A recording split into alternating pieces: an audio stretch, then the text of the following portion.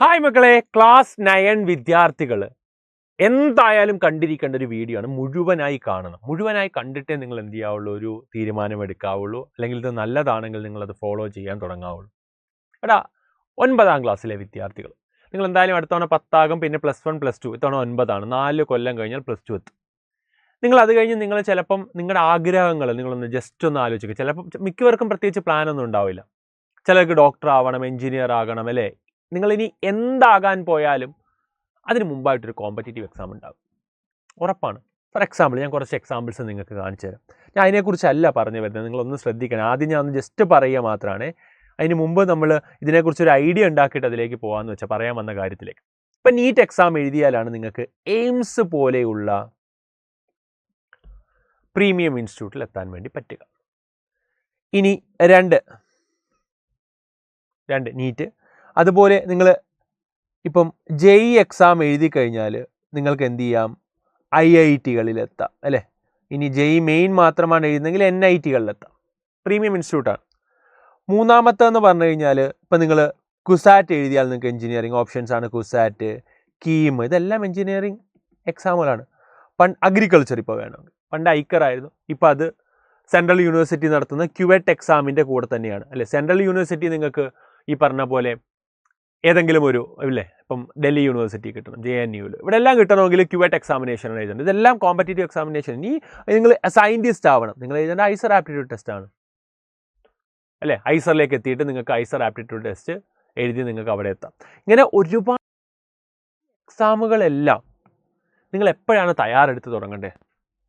നിങ്ങളോട് ചോദിക്കാം, 9ാം ക്ലാസ്സിലാണോ, അല്ലെ 10ലാണോ, +1-ലാണോ, +2 ആണോ, അതോ അത് കഴിഞ്ഞ് റിപ്പീറ്റ് ചെയ്ത ഒരു വർഷമാണോ എന്ന് ചോദിച്ചാൽ നിങ്ങൾക്കൊരു എക്സാമ്പിൾ ഞാൻ പറഞ്ഞുതരാം. ഇത്തവണത്തെ ഓൾ ഇന്ത്യ റാങ്ക് 1 JEE അഡ്വാൻസിൻ്റെ അത് നമുക്ക് എടുക്കാം. അവിടെ നമുക്ക് തുടങ്ങാം.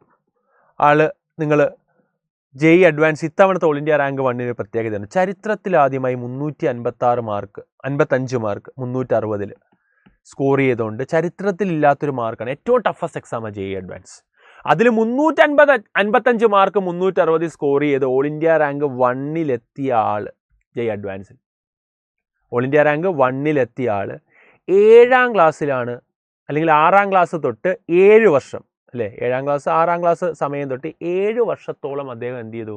ആ കുട്ടി, ആ പയ്യൻ, അദ്ദേഹം എന്നല്ല, ആ പയ്യൻ 7 വർഷമാണ് പഠിച്ചത്. ആലോചിച്ചൊക്കെ, 7 വർഷം കഷ്ടപ്പെട്ടിട്ടാണ് ഓൾ ഇന്ത്യ റാങ്കിൽ ഇത്രയും ഒരു ഹിസ്റ്റോറിക് ആയിട്ടുള്ളൊരു സക്സസ്സിലേക്ക് എത്തിയത്. അപ്പം എല്ലാ ഒളിമ്പിയാഡ്സും ഒക്കെ ക്രാക്ക് ചെയ്താണ് അവിടെ എത്തിയത്. അപ്പം നമ്മൾ ഇവരുമായിട്ടാണ് കോമ്പീറ്റ് ചെയ്യാൻ വേണ്ടി പോകുന്നത്. ഇങ്ങനെയുള്ള കുട്ടികളുമായിട്ട്, ഇത്രയും ഫൗണ്ടേഷൻസ് ക്രാക്ക് ചെയ്യുന്ന കുട്ടികളുമായിട്ടാണ് നമ്മൾ പലരും എന്ത് ചെയ്യുന്നത്? ഓൾ ഇന്ത്യ, ഇതെല്ലാം ഓൾ ഇന്ത്യ ലെവൽ എക്സാംസ് ആണ്, മെജോറിറ്റി എല്ലാം ഓൾ ഇന്ത്യ ലെവൽ എക്സാംസ് ആണ്. ഇനിയിപ്പം നിങ്ങൾ ഒരു ആർക്കിടെക്റ്റ് ആവണം, നിങ്ങൾ നാറ്റ എഴുതുന്നു, അല്ലെങ്കിൽ ഈ പറഞ്ഞ പോലെ JEE മെയിൻ്റെ ആർക്കിടെക്റ്റ് എന്ന് പറഞ്ഞ ആ ഒരു phase 2 നിങ്ങൾ എഴുതുകയാണെങ്കിൽ, അല്ലേ, സെക്കൻഡ് പേപ്പർ എഴുതുകയാണെങ്കിൽ, അവിടെയും നിങ്ങൾ ഓൾ ഇന്ത്യ ലെവലാണ് കോമ്പീറ്റ് ചെയ്യാൻ വേണ്ടി പോകുന്നത്. ഏത് എക്സാമിനും ഇപ്പോൾ ഒരു കോമ്പറ്റേറ്റീവ് എക്സാം ഉണ്ടാകും. അപ്പോൾ നമ്മൾ ചോദ്യം എവിടെ തൊട്ട് പ്രിപ്പയർ ചെയ്യണം? ഏറ്റവും ആദ്യമേ പ്രിപ്പറേഷൻ സ്റ്റാർട്ട് ചെയ്യുക അത്രയും നല്ലത്. കാര്യം നിങ്ങൾക്കറിയാം, ഇപ്പോൾ എനിക്കിപ്പോൾ വേണമെങ്കിൽ എന്ത് ചെയ്യാം, പിയാനോ അല്ലെങ്കിൽ ഈ പറഞ്ഞ പോലെ ഏതെങ്കിലും ഒരു ഇൻസ്ട്രുമെൻറ്റ് പഠിക്കാൻ വേണമെങ്കിൽ പോകാം, അല്ലെ? ആർട്ട് ഫോംസ് പഠിക്കാൻ പോകാം. ചിലപ്പോൾ എനിക്കത് 1 വർഷം 2 വർഷം കൊണ്ട് പഠിച്ചെടുക്കാൻ പറ്റുമായിരിക്കും. പക്ഷെ അത് പഠിച്ചു എന്ന് മാത്രമേ ഉള്ളൂ, അതിലൊരിക്കലും എന്താവാൻ പറ്റില്ല, അതിനകത്തൊരു മാസ്റ്റർ ആവാൻ വേണ്ടി പറ്റില്ല.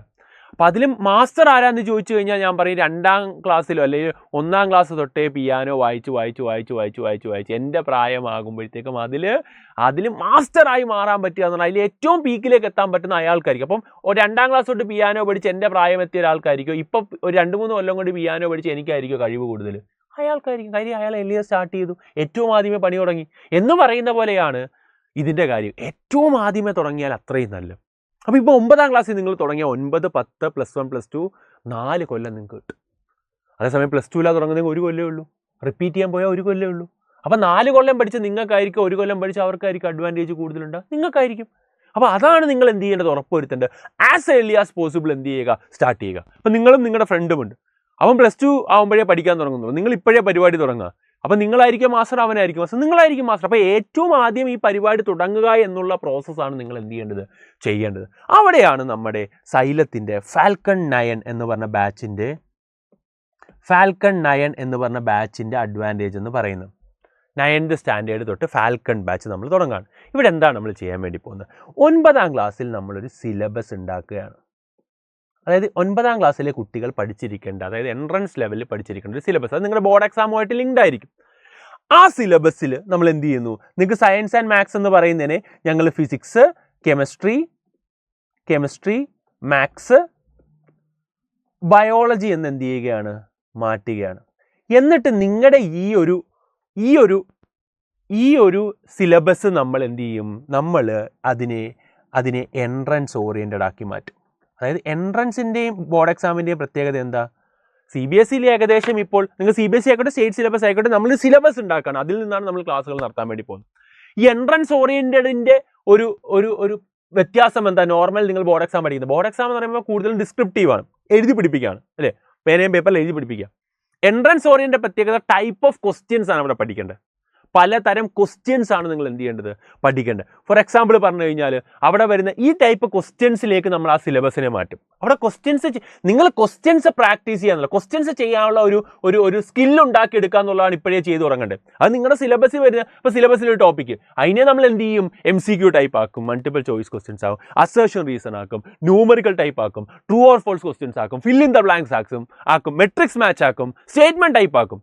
അപ്പം അസേർഷൻ റീസൺ 9ാം ക്ലാസ്സിൽ ആ ടൈപ്പ് ചോദ്യങ്ങൾ ചെയ്ത് പഠിക്കുന്നു. അതായത് നിങ്ങളുടെ സിലബസ് തന്നെ, നിങ്ങളുടെ 9ാം ക്ലാസ്സിലെ സിലബസിനെ തന്നെ അസേർഷൻ റീസൺ ടൈപ്പ് ക്വസ്റ്റ്യൻസ് ഉണ്ടാക്കുന്നു. അപ്പോൾ എന്താ ഗുണം? അസേർഷൻ റീസൺ ടൈപ്പ് ക്വസ്റ്റ്യൻ എന്ന് പറഞ്ഞ പാറ്റേൺ നിങ്ങൾക്ക് എന്ത് ചെയ്യും? ഇപ്പോഴേ സെറ്റായി തുടങ്ങും. സാധാരണ നിങ്ങളുടെ കൂടെ ഇത് പഠിക്കാത്തൊരു കുട്ടി ചിലപ്പോൾ +2 കഴിഞ്ഞും കേൾക്കുന്ന അസേർഷൻ റീസൺ, നിങ്ങൾ ചേട്ടന്മാരോട് ചോദിച്ചു നോക്കൂ, അവർ അസേർഷൻ റീസൺ പലരും ചിലപ്പോൾ കേൾക്കുക എന്തായിരിക്കും? +2 കഴിഞ്ഞായിരിക്കും. അത് നിങ്ങൾ 9ാം ക്ലാസ്സിലേക്ക് കേൾക്കുന്നതോടുകൂടി നിങ്ങൾ എന്ത് ചെയ്യും? നിങ്ങളൊരു എൻട്രൻസ് എക്സാമിന് വേണ്ടി ഇപ്പോഴേ തയ്യാറെടുത്ത് തുടങ്ങുക. സ്റ്റേറ്റ്മെന്റ് ടൈപ്പ് ചോദ്യം, അസേർഷൻ റീസൺ, മെട്രിക്സ് മാച്ച്, ഇതെല്ലാം നിങ്ങൾ എന്ത് ചെയ്യാണ്? 9ാം ക്ലാസ്സിലേക്ക് കേട്ട് തുടങ്ങുമ്പോഴത്തേക്കും നിങ്ങൾ +2 എത്തുമ്പം വേറെ ലെവലായിരിക്കും. അപ്പോൾ ഈ ക്വസ്റ്റ്യൻ സോൾവിങ് സ്കിൽ ഉണ്ടാക്കിയെടുക്കുക എന്നുള്ളതാണ് നമ്മുടെ ഈ ഫാൽക്കൺ ബാച്ചിൻ്റെ പ്രത്യേകത എന്ന് പറയുന്നത്. പറഞ്ഞ മനസ്സിലായ മക്കളെ? ഇതിന് നമ്മൾ എന്താണ് ചെയ്യാൻ വേണ്ടി പോകുന്നത്? എങ്ങനെയാണ് ഈ ബാച്ച് റൺ ചെയ്യുന്നത്? ഫ്രീ ആണ് ഈ ബാച്ച്. സൈലത്തിലുള്ളവർക്കെല്ലാം ഫ്രീ ആണ്. അത് നമ്മൾ ഇത് ആക്ച്വലി പൈസ മേടിച്ച് ഈ പറഞ്ഞ ഒരു പ്രോഗ്രാം നടത്തുക എന്നുള്ളതല്ല ഞങ്ങളുടെ ലക്ഷ്യം. ഈ ബാച്ച് അടിപൊളിയായിട്ട് റൺ ചെയ്ത് ഞങ്ങൾ ഇപ്പം ഈ വർഷം കൊണ്ട് നിങ്ങളിൽ നിന്ന് റാങ്ക് കിട്ടുമോ? ഇല്ല. 4 വർഷത്തിന് ശേഷം, ഒരു വിഷനാണിത്, 4 വർഷം നീണ്ടു നിൽക്കുന്ന ഒരു വിഷനാണ്. 4 വർഷത്തിന് ശേഷം ഫാൽക്കൺ ബാച്ചിൽ തൊട്ട് പഠിച്ചു തുടങ്ങിയ ഒരു കുട്ടി ഓൾ ഇന്ത്യ റാങ്ക് 1 ക്രാക്ക് ചെയ്യുമ്പോൾ ഉണ്ടാകുന്ന ആ ഒരു നിമിഷമാണ് ഞങ്ങളുടെ ലക്ഷ്യം. അതിനുവേണ്ടിയാണ് ഇപ്പോഴേ വർക്ക് ചെയ്ത് തുടങ്ങുന്നത്. അപ്പോൾ അതിനാണ് നിങ്ങളെ ഫാൽക്കൺ ബാച്ചിലേക്ക് ഞങ്ങൾ എന്ത് ചെയ്യുന്നത്? ഇൻവൈറ്റ് ചെയ്യുന്നത്. എങ്ങനെയാണ് ഈ ബാച്ച് റൺ ചെയ്യുന്നത് എന്നുള്ളതാണ് ഞാൻ ഇനി പറയാൻ വേണ്ടി പോകുന്നത്. നിങ്ങൾക്ക് ഞങ്ങൾ ഒരു DPP തരും ആദ്യമേ, PDF ആയിട്ട്. നിങ്ങൾ ബാച്ചിൽ ഉള്ള കുട്ടികളാണ്, ഇൻട്രസ്റ്റഡ് ആയിട്ടുള്ള സ്റ്റുഡൻസിനെ നമ്മൾ സെപ്പറേറ്റ് ചെയ്തിട്ട് ഒരു കമ്മ്യൂണിറ്റി ഉണ്ടാക്കി അവിടെ PDF ആയിട്ട് തരും. അപ്പോൾ ഈ DPP എന്താണെന്നൊന്ന് കാണണേ, അതൊന്ന് കാണണം നിങ്ങൾ. അടിപൊളിയാണ് സംഭവം. DPP എന്താണെന്ന് ചോദിച്ചാൽ ഡെയിലി പ്രാക്ടീസ് പ്രോബ്ലംസ് ആണ്. പ്രാക്ടീസ് പ്രോബ്ലംസ് അല്ലേ? പ്രോബ്ലംസ് പ്രാക്ടീസ് ചെയ്യുക എന്നുള്ളതാണ് നമ്മൾ ഇതിനകത്ത് ചെയ്യേണ്ടത്. അപ്പം ഇത് നിങ്ങൾക്ക് എന്ത് ചെയ്യണം?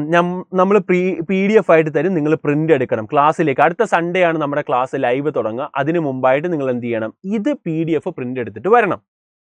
അപ്പം നമുക്കൊരു സിലബസ് ഉണ്ടെന്ന് ഞാൻ പറഞ്ഞില്ല, ആ സിലബസ് ഞാൻ നിങ്ങളെ ഒന്ന് കാണിക്കണം. ഇതാണ് ആ സിലബസ്. ഫിസിക്സ്, കെമിസ്ട്രി, മാത്സ്, ബയോളജിയിൽ ഇത്രയും ചാപ്റ്റേഴ്സ് നമ്മൾ ഈ വർഷം എന്ത് ചെയ്യും? 9ാം ക്ലാസ്സിൽ കവർ ചെയ്യും. ഇതിനെ നമ്മൾ എൻട്രൻസ് ഓറിയന്റഡ് ആക്കി മാറ്റാൻ വേണ്ടി പോവാണ്. അതിനെ നമ്മൾ DPPs ആയിട്ട് മാറ്റി തരുമെന്ന് പറഞ്ഞു. ആ DPPs നിങ്ങൾ പ്രിന്റ് എടുത്ത് വരണം. അപ്പോൾ DPP ഞാൻ കാണിച്ചു തരട്ടെ, അടിപൊളിയാണ്. ഇപ്പോൾ ഫോർ എക്സാമ്പിൾ പറഞ്ഞു കഴിഞ്ഞാൽ നിങ്ങൾക്ക് 9ാം ക്ലാസ്സിൻ്റെ DPP ആണ് നിങ്ങൾക്ക് കാണിച്ചു തരാണ്. ശ്രദ്ധിക്കണം മക്കളെ. മോഷൻസ് എന്ന് പറഞ്ഞ ഒരു ചാപ്റ്ററിൻ്റെ DPP ആണ് നിങ്ങൾ ഈ കാണുന്നത്. ഇത്രയും കളർഫുൾ ആയിട്ടുള്ളൊരു DPP ആണ് നിങ്ങൾ തരുന്നത്. ഇത് നിങ്ങൾ പ്രിന്റ് എടുക്കണം, കളറായിട്ട് എടുക്കണം, ബ്ലാക്ക് ആൻഡ് വൈറ്റ് എടുത്താലും മതി. 5 രൂപ 6 രൂപ ആകുള്ളൂ ഒരാഴ്ച നിങ്ങൾക്ക് പ്രിന്റ് എടുക്കാൻ വേണ്ടി. അത് നിങ്ങൾ എന്തായാലും ചെയ്യണം. കാര്യം നമ്മളെ സംബന്ധിച്ചിടത്തോളം ഓരോ വീക്കായിട്ടാണ് നമ്മൾ സിലബസ് എന്ത് ചെയ്യുന്നത് നിങ്ങളിലേക്ക് എത്തിക്കുന്നത്. അതുകൊണ്ടാണ് നെക്സ്റ്റ് ഇയറിലേക്ക് ഒരു ബുക്കായിട്ട് തന്നെ നിങ്ങളുടെ കയ്യിലേക്ക് അയച്ചു തരുന്ന രീതിയിൽ തന്നെ നമ്മൾ പ്ലാൻ ചെയ്യും. അടുത്ത 10ാം ക്ലാസ്സിൽ എത്തുമ്പോൾ ഫാൽക്കൺ 10ന്റെ ബുക്ക് നിങ്ങളുടെ കയ്യിൽ നമ്മൾ എത്തിച്ചിരിക്കും. ഓക്കെ, അപ്പോൾ നമ്മൾ എന്ത് ചെയ്യും? ഈ പറഞ്ഞ പോലെ ആദ്യമേ നമ്മൾ എന്ത് ചെയ്യും? തിയറി കവർ ചെയ്യും. തിയറി പക്കായിട്ട് കവർ ചെയ്യും. ആദ്യം സാറ് പഠിപ്പിക്കുന്ന അതേ സാധനം നിങ്ങൾക്ക് പ്രിന്റഡ് ആയിട്ടുണ്ടെങ്കിൽ കുറച്ചും കൂടെ എഫക്റ്റീവായിട്ട് നിങ്ങൾക്ക് പഠിക്കാൻ വേണ്ടി പറ്റും. അപ്പോൾ ഇതെന്ത് ചെയ്യും? ആദ്യം നിങ്ങൾക്ക് എന്ത് ചെയ്യും? ലൈവ് ക്ലാസ് ആയിരിക്കും, റെക്കോർഡഡ് ഒന്നുമല്ല, ലൈവ് ആയിരിക്കും. റെക്കോർഡഡ് അവിടെ ഉണ്ടാകും, ലൈവ് ആയിരിക്കും ഞായറാഴ്ചകളിൽ നടക്കുന്ന ക്ലാസ് എന്ന് പറയുന്നത്. അപ്പോൾ നിങ്ങൾക്ക് ലൈവായിട്ട് ടീച്ചറോട് ഡൗട്ടൊക്കെ ചോദിക്കാൻ വേണ്ടി പറ്റും. ഇനി നിങ്ങൾ അന്ന് ക്ലാസ് മിസ്സായാൽ അത് റെക്കോർഡഡ് ആയിട്ട് അവിടെ കിടക്കും. ഇനി അതല്ലാതെ ആ ടോപ്പിക്കൽ റെക്കോർഡഡ് ആയിട്ടും അവിടെ എന്ത് ചെയ്യും? നിങ്ങൾക്ക് ലൈവായിട്ട് കാണാൻ പറ്റില്ല, താല്പര്യമില്ല, റെക്കോർഡഡ് ആവേണ്ടെങ്കിൽ റെക്കോർഡഡ് ക്ലാസ്സും പേൾ വീഡിയോ എന്ന് പറഞ്ഞാൽ അവിടെ ഉണ്ടാകും ഈ ടോപ്പിക്കിൻ്റെയൊക്കെ. അപ്പോൾ ഇത് കഴിഞ്ഞാൽ ഉടനെ എന്തുണ്ടാകും? അവിടെ നിങ്ങൾക്ക് ന്യൂമറിക്കൽ ടൈപ്പ് ചോദ്യങ്ങൾ ഉണ്ടാകും. ന്യൂമറിക്കൽ ടൈപ്പ് ചോദ്യം, ജെഇമെയിന് വരുന്ന ന്യൂമറിക്കൽ ടൈപ്പ് ക്വസ്റ്റ്യൻസ് അവിടെ ഉണ്ടാകും, ന്യൂമറിക്കൽ എബിലിറ്റി കൂട്ടാൻ. പിന്നെ നിങ്ങൾക്ക് MCQ മൾട്ടിപ്പിൾ ചോയ്സ് ക്വസ്റ്റ്യൻസ് അവിടെ ഉണ്ടാകും. ഇതെല്ലാം നിങ്ങൾ എന്ത് ചെയ്യുകയാണ്, +2 കഴിഞ്ഞും പലരും കാണുന്ന ചോദ്യങ്ങൾ നിങ്ങൾ ഇവിടെ 9ാം ക്ലാസ്സിലെ നിങ്ങളുടെ സിലബസ് ബേസ് ചെയ്തിട്ട് അതേ ടൈപ്പ് ചോദ്യങ്ങൾ നിങ്ങൾ കാണുകയാണ്. പറഞ്ഞു മനസ്സിലായി? അപ്പം ഇത് നിങ്ങൾക്ക് ആക്ച്വലി നിങ്ങൾ +1 പഠിക്കുന്ന പാഠം തന്നെയാണ് motion in A straight line എന്ന് പറഞ്ഞാൽ. അതാണ് 9ാം ക്ലാസ്സിൽ വരുന്നത്. അതിനെ നമ്മൾ മൾട്ടിപ്പിൾ ചോയ്സ് ക്വസ്റ്റ്യൻ ആക്കി മാറ്റി നിങ്ങൾ എന്ത് ചെയ്യുകയാണ്, ആ ക്വസ്റ്റ്യൻ സോൾവിംഗ് സ്കിൽ ഉണ്ടാക്കിയെടുക്കാൻ. ട്രൂ ഓർ ഫോൾസ് ക്വസ്റ്റ്യൻസ് അവിടെ ഉണ്ടാകും. Then match the following matrix match type ചോദ്യങ്ങൾ ഉണ്ടാകും. Then fill in the blanks type questions ഉണ്ടാകും അവിടെ. അത് കഴിഞ്ഞാൽ നേരെ അസേർഷൻ റീസൺ ടൈപ്പ് ചോദ്യങ്ങൾ ഉണ്ടാകും. അസേർഷൻ റീസൺ ഒക്കെ നിങ്ങൾ ഇപ്പോഴേ കേട്ട് തുടങ്ങുന്നത്, 9ാം ക്ലാസ്സിലേക്ക് കേട്ട് തുടങ്ങുന്നത്, അത്രയും എഫക്റ്റീവ് ആക്കി നിങ്ങളെ മാറ്റാൻ വേണ്ടി നമുക്ക് പറ്റും. പറഞ്ഞു മനസ്സിലായോ? ക്ലിയർ ആയോ? അപ്പോൾ ഇതാണ് നമ്മുടെ ലക്ഷ്യമെന്നത്. കെമിസ്ട്രി ഞാൻ കാണിച്ചു തരാം നിങ്ങൾക്ക്. കെമിസ്ട്രി കാണിച്ചു തരാം. നോക്കണം മക്കളെ, കെമിസ്ട്രിയിലും ഇതേപോലെ തന്നെ അടിപൊളി മെറ്റീരിയൽ. റെഡിയല്ലേ? കെമിസ്ട്രി ഫസ്റ്റ് ചാപ്റ്റർ ആണിത്. റെഡിയാണോ? അപ്പം ഇങ്ങനത്തെ കളേർഡ് മെറ്റീരിയൽസ് നിങ്ങൾക്ക് എന്ത് ചെയ്യും, കെമിസ്ട്രിയിലും തിയറി കഴിയുന്നു. കൃത്യമായി തിയറി അവിടെ എന്ത് ചെയ്തിട്ടുണ്ടാവും, പ്രിന്റഡ് ആയിട്ട് നിങ്ങൾക്ക് കിട്ടും. അത് ടീച്ചർ ക്ലാസ്സിൽ പഠിപ്പിക്കും. ഇത് കഴിഞ്ഞാൽ എൻട്രൻസ് കോർണറിൽ എന്ത് ചെയ്യും, MCQ ചോദ്യങ്ങൾ ഉണ്ടാകാം അല്ലെ? ആ ചാപ്റ്ററിൽ നിന്ന് വരുന്ന MCQ ചോദ്യങ്ങൾ, ഫില്ലിംഗ് ദ ബ്ലാങ്ക്സ് ടൈപ്പ് ഉണ്ടാകും അല്ലെ? ഫില്ലിംഗ് ദ ബ്ലാങ്ക്സ് ഫില്ല് ചെയ്യാൻ വേണ്ടി ഫില്ലിംഗ് ദ ബ്ലാങ്ക്സ് ഉണ്ടാകും. അത് കഴിഞ്ഞാൽ ട്രൂ ഓർ ഫോൾസ് ക്വസ്റ്റ്യൻസ് അവിടെ ഉണ്ടാകും. അത് കഴിഞ്ഞാൽ അസേർഷൻ റീസൺ ടൈപ്പ് ചോദ്യങ്ങൾ ഉണ്ടാകും ആ ചാപ്റ്ററിൽ നിന്ന് വരുന്നത്. അപ്പം നിങ്ങളുടെ ചാപ്റ്ററിനെ നമ്മൾ എൻട്രൻസ് ലെവലിലേക്ക് ഉയർത്തുകയാണ്. അപ്പോൾ ഈ DPP ആയിരിക്കും നിങ്ങൾക്ക് ആദ്യം എന്ത് ചെയ്യാൻ വേണ്ടി പോകുന്നത്, തരാൻ വേണ്ടി പോകുന്ന. പ്രിന്റ് എടുക്കുക, അടുത്ത ഞായറാഴ്ച ക്ലാസ്സുകൾ തുടങ്ങുമ്പോൾ ലൈവിലേക്ക് ആപ്പിൽ എത്തുക, സൈലന്റ് ലേണിംഗ് ആപ്പിൽ വരിക. ഇവിടെ സൺഡേ നിങ്ങൾക്ക് ക്ലാസ് നടക്കുന്ന സമയത്ത് ശ്രദ്ധിക്കണേ മക്കളെ, ശ്രദ്ധിക്കണേ. നമുക്ക് ഫിസിക്സ് ഉണ്ടാകും 1 മണിക്കൂർ, കെമിസ്ട്രി 1 മണിക്കൂർ, മാത്സ് 2 മണിക്കൂർ, ബയോളജി 1 മണിക്കൂർ എന്നുള്ള രീതിയിൽ 5 മണിക്കൂർ ലൈവ് ക്ലാസ്സുകൾ ഞായറാഴ്ചകളിൽ ഉണ്ടാവണം. നിങ്ങളുടെ ബോർഡ് എക്സാമിനെ കൂടുതൽ നിങ്ങൾ ഇതിന് ഇമ്പോർട്ടൻസ് കൊടുക്കണം. കാര്യം ബോർഡ് എക്സാമിനും ഇത് ഹെൽപ്പ് ചെയ്യും. അതുപോലെ തന്നെ എൻട്രൻസ് എക്സാമിന് നിങ്ങൾ എന്ത് ചെയ്യും, തയ്യാറെടുക്കുക. ഏത് കോമ്പറ്റേറ്റീവ് എക്സാം ആയാലും അതിന് നിങ്ങൾക്ക് ഒരു ഫൗണ്ടേഷൻ ആയിരിക്കും ഇതെന്ന് പറയുന്നത്, ബേസ്. ഇതുകൊണ്ട് തീർന്നോ? ഇല്ല. നമുക്ക് ഇനി ഒരാഴ്ച സമയം കിട്ടും അടുത്ത ആഴ്ചത്തെ ക്ലാസ്സിന് മുമ്പായിട്ട്. എല്ലാ സൺഡേയും നമുക്ക് എല്ലാ സാറ്റർഡേയും, സൺഡേ ആണ് ലൈവ് ക്ലാസ്, എല്ലാ സാറ്റർഡേ നൈറ്റിലും നിങ്ങൾക്ക് എന്തുണ്ടാകും, കഴിഞ്ഞ ആഴ്ച പഠിച്ച, ഈ ആഴ്ച പഠിച്ച, ഒരാഴ്ച കൊണ്ട് നിങ്ങൾ റിവൈസ് ചെയ്യുന്ന ആ ടോപ്പിക്കിൽ നിന്ന് നിങ്ങൾക്ക് എന്തുണ്ടാകും, 30 ക്വസ്റ്റ്യൻ്റെ ഒരു മോഡൽ എക്സാം ഉണ്ടാകും. ആ 30 ക്വസ്റ്റ്യനിൽ 30x4 120 മാർക്കിൻ്റെ ഒരു എക്സാമും അവിടെ ഉണ്ടാകും. പറഞ്ഞ മനസ്സിലായോ? ഇത് എല്ലാ സാറ്റർഡേയും നിങ്ങൾക്ക് എന്ത് ചെയ്യും, ഇത് നമ്മൾ എക്സാംസ് കണ്ടക്ട് ചെയ്യും. ആ എക്സാംസിൻ്റെ അനാലിസിസ് ഉണ്ടാവും, പേരൻസ് മീറ്റിംഗ് ഉണ്ടാവും, പേരൻസിന് മാർക്ക് നമ്മൾ കൊടുക്കും. അങ്ങനെ നിങ്ങളും എന്ത് ചെയ്യും, ഒരു അനാലിസിസ്, നിങ്ങൾക്ക് എവിടെയാണ് പോരായ്മ ഉള്ളത് അത് നിങ്ങൾ ഓവർകം ചെയ്യാൻ ഞങ്ങൾ എന്ത് ചെയ്യും, ഹെൽപ്പ് ചെയ്യും. പറഞ്ഞു മനസ്സിലാവും? ഇത് സാറ്റർഡേ നൈറ്റ് നടക്കും. വീണ്ടും അടുത്ത സൺഡേയിൽ അടുത്ത ടോപ്പിക്കിൻ്റെ ക്ലാസ് നടക്കും.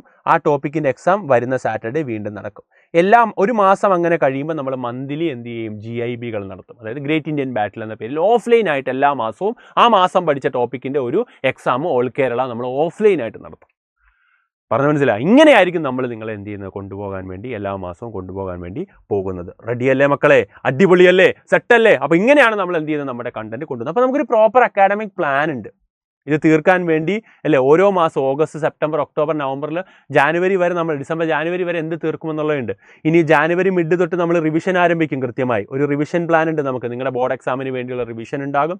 ആ റിവിഷൻ കഴിഞ്ഞ് കഴിഞ്ഞാൽ നേരെ നമ്മൾ എന്ത് ചെയ്യും, അടുത്ത 10ാം ക്ലാസ് വെക്കേഷൻ കഴിയും. 9ാം ക്ലാസ് വെക്കേഷന് തന്നെ 10ാം ക്ലാസ്സിലെ നമ്മൾ സിലബസ് എന്ത് ചെയ്യും, ആരംഭിക്കുകയും ചെയ്യും. ഇതാണ് നമ്മുടെ ഒരു പ്രോപ്പർ പ്ലാൻ എന്ന് പറയുന്നത്. പറഞ്ഞാൽ മനസ്സിലായോ മക്കളെ? അപ്പോൾ ഇത് നിങ്ങൾ റെഡിയാണെങ്കിൽ, 9ാം ക്ലാസ്സിലെ മക്കൾ റെഡിയാണെങ്കിൽ വി ആർ റെഡി എന്ന് ഒന്ന് കമൻറ്റ് ചെയ്യുക. നിങ്ങളുടെ മാക്സിമം ഫ്രണ്ട്സിലേക്ക് ഇതൊന്ന് എത്തിക്കണം, സ്കൂൾ ഗ്രൂപ്പിലൊക്കെ അയക്കണം. ഇതറിയാതെ പോകരുത്.